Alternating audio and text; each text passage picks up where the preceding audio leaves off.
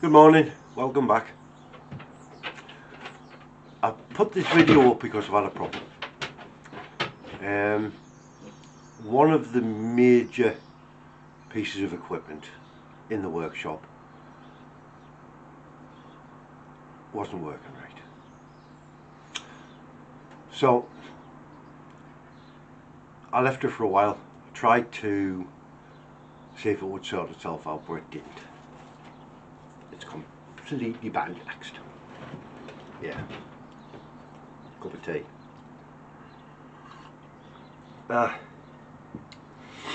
Luckily it's not the likes of my table saw or my router or my planer. It's my computer. I went to turn it off and it didn't want to turn off. I got that swirly thing, and it was taking forever. Tried all the usual stuff, Control Alt Delete. When it eventually did turn off, it wouldn't turn back on. Then when it did come back on, everything was slow, it was lethargic, it just didn't want to work. It was frustrating, very frustrating. And believe me, I thought about taking a big hammer and just smashing it. But I thought to myself, well, I can't.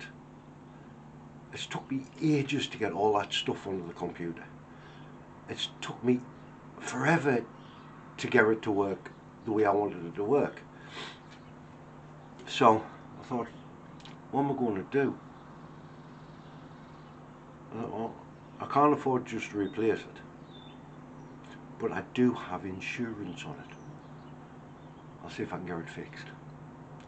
So went on my phone, googled the helpline number, give them a call. Phone rang, woman answered. Yeah, how can I help? This is my computer's bust. Explained what was happening. And she says, well, all the technicians and advisors are actually all busy at the minute. If you leave us your number, I'll phone you back. So I did, I left the number, and right enough, a couple hours later, mind, I get a phone call back. Young lad, really nice. Yeah. I thought to myself, am I going to make a prat of myself here? Is this going to be one of them that he's going to turn around and go, it's the interface between the seat and the keyboard, i.e. me, it's me, I've done something wrong. I'm nearly 55-year-old, I'm not exactly that technically advised. So, talked it through, and he gave me some advice on things I could try to get the thing working again. He said to me, may not work, may not work, but give it a go. If it doesn't work, bring it into me and I'll take a look. And I thought, champion, we'll try all these suggestions. So we did, tried all the suggestions, and still wasn't working. So eventually what I had to do was I had to take it in to him to have a look. Now, you've got to remember, without this computer, nothing in here happens. Nothing. Close the doors, closed, not a thing is going to happen in here.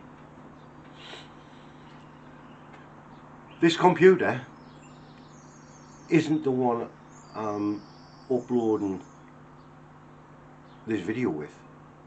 This computer is this one.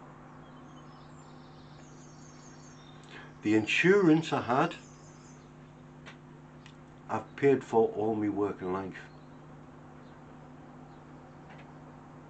The helpline, the local GP. Girl that answered the phone first, receptionist, the young lad that phoned me back, the doctor. When things go wrong, we tend to go, Yeah, can I just replace it? I'll be fine in a bit. Just let it work its way through. It's probably just a weak glitch. And we ignore it. And we hide it. When somebody comes up and goes, "Well, Scotty, how's the new table saw working?" If it's not, you don't go, "Oh, it's cracking. Aye, fine. Smart, does the job." You turn around and go, "Nah, mate, it's crap. Blade's giving it all this. Right, nothing's coming out straight." In fact, honestly, if I carry on using it the way it's going, something catastrophic is going to happen. End up losing something or losing my life or something like that. So it's not working. But no, we don't, do we? Somebody comes, "Well, Scotty, how you doing?" "Grand." "Fine." You say, "Oh, you don't really look like..." "I'm just tired. I haven't been sleeping very well. Just tired, that's all." And you brush it off. Granted, when people come up and say, "Well, how are you doing?" they don't really mean, "How are you doing?" They're just being polite. The last thing they want to hear is all your woes. Or that's what you feel. And that's what sometimes you believe of other people. There are genuine people that come out and turn around and say, "How are you? How are you doing?" And these genuine people are wanting to help. So be honest. Tell them what the problems are.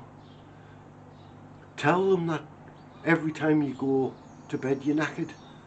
You're really, really shattered. But as soon as your head hits the pillow and your eyes close, the swirly, swirly thing starts. And all the other stuff starts running through your head. So you don't sleep. You get up the next morning, you're lethargic, you don't want to do anything. Nothing's really going right for you.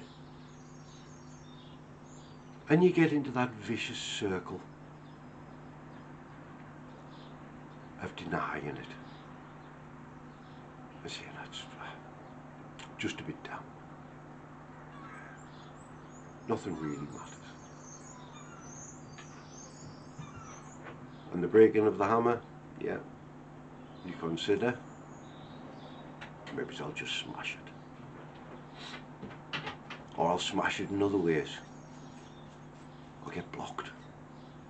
I'll go down the pub, I'll go down, get a bottle of whiskey, sit in the house, neck the whiskey. That'll knock me out tonight.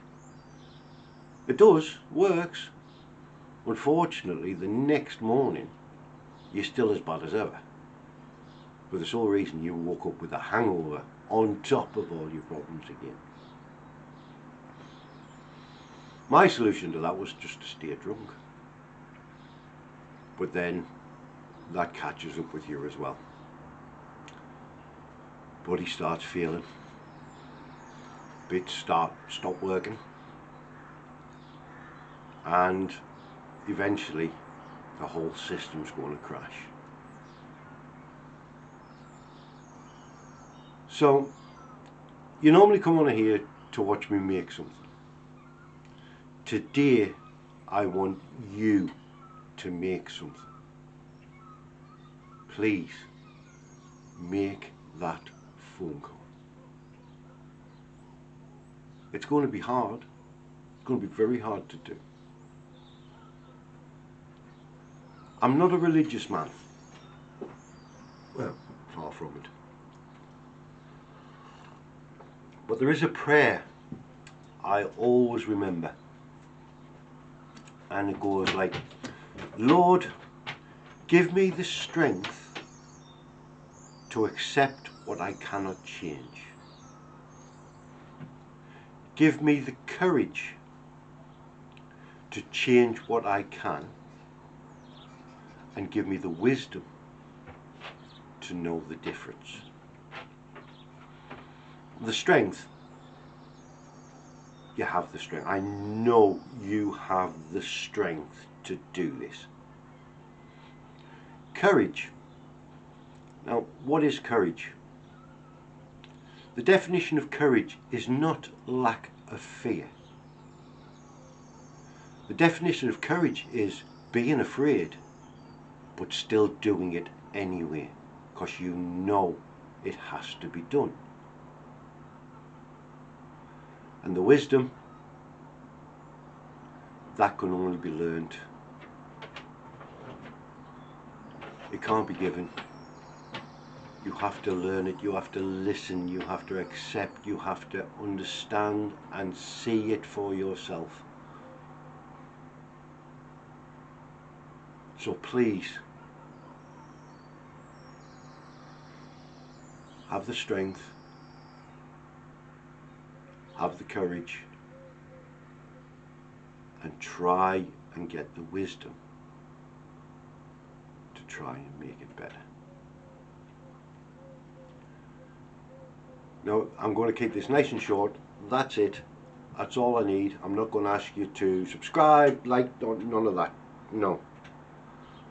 But please, the one thing you make today is make that call. Thank you. I'll see you in the next video.